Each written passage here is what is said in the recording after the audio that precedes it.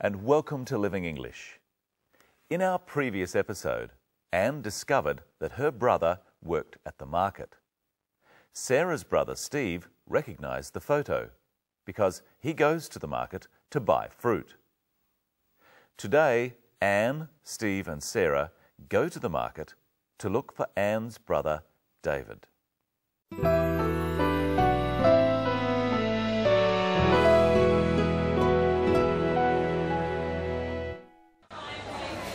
He's not here.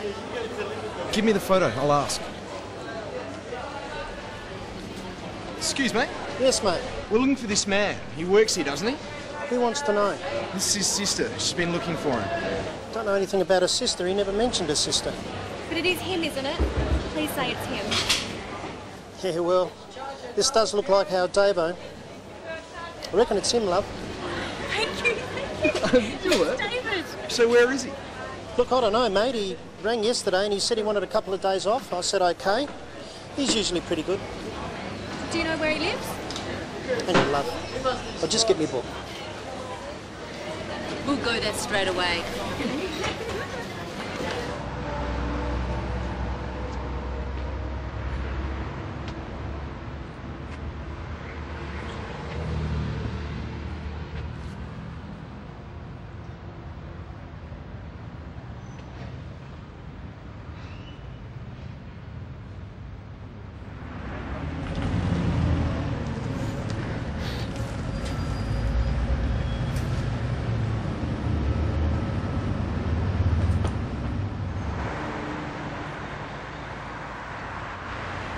Straight ahead? Yes. No, left at the next lights. How far is it? Not far. Keep going along this road until you get to a roundabout.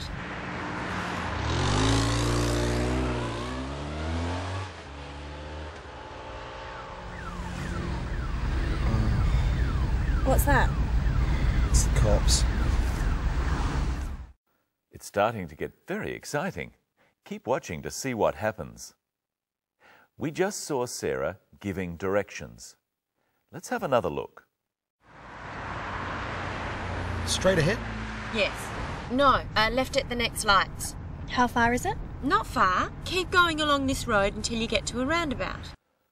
First, Steve asks if he should go straight ahead. He means, should he continue driving in the same direction without turning? Try asking straight ahead with him.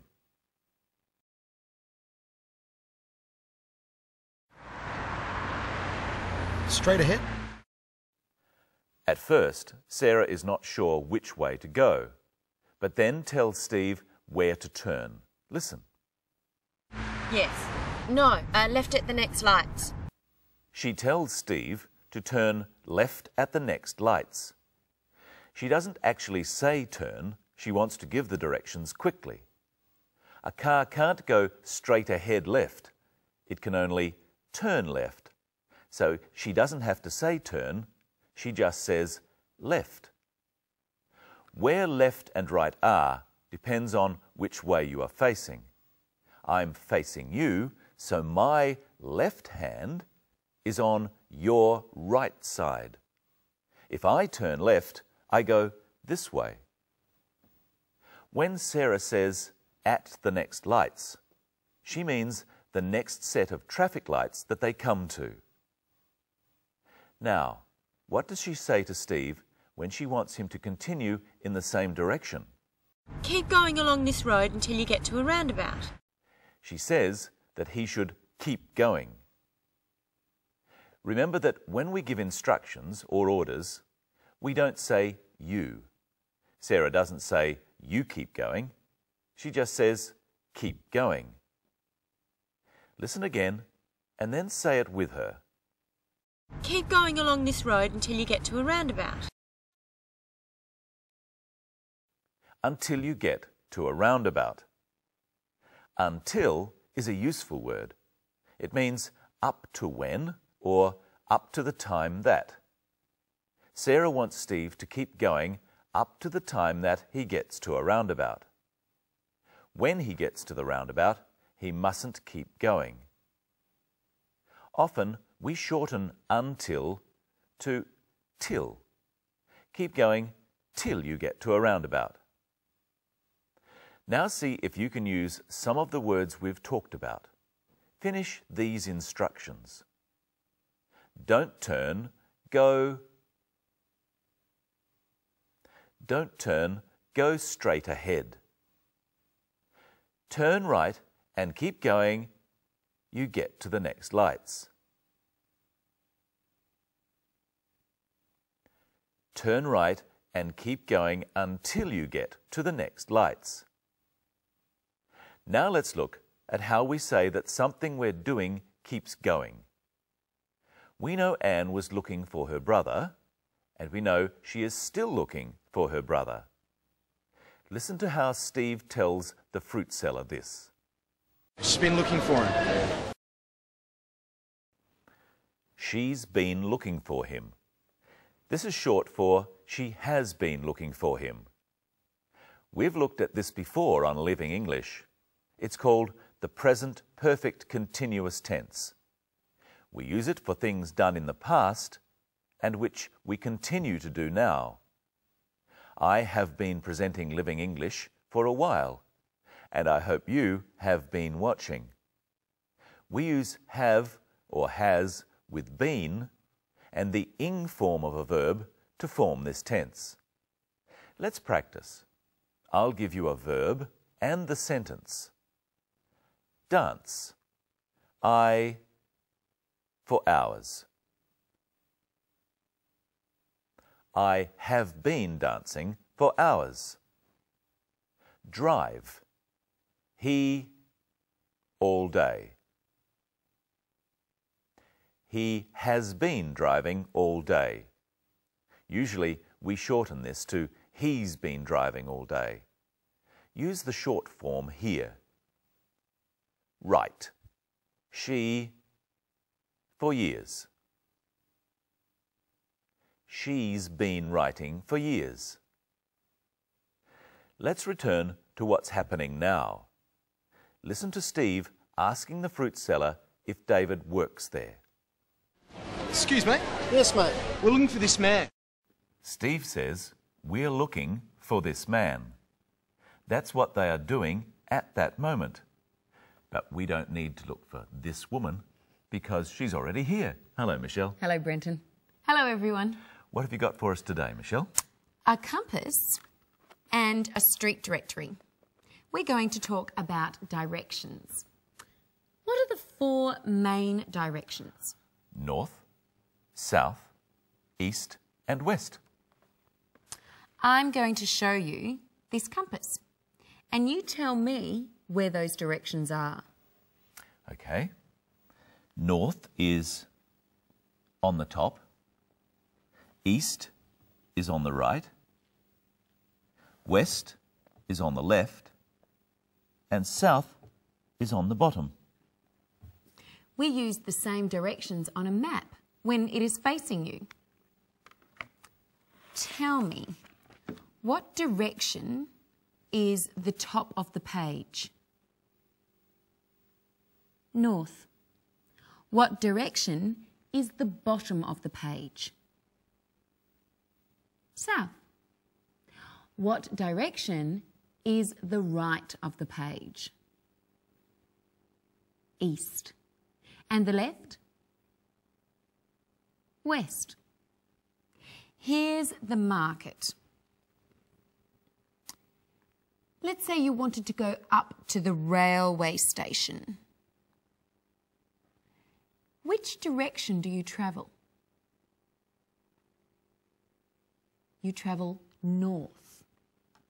Now, Brenton, you give me some directions and I'll move the pointer. I'll start at the market and you tell me how to get to the theatre.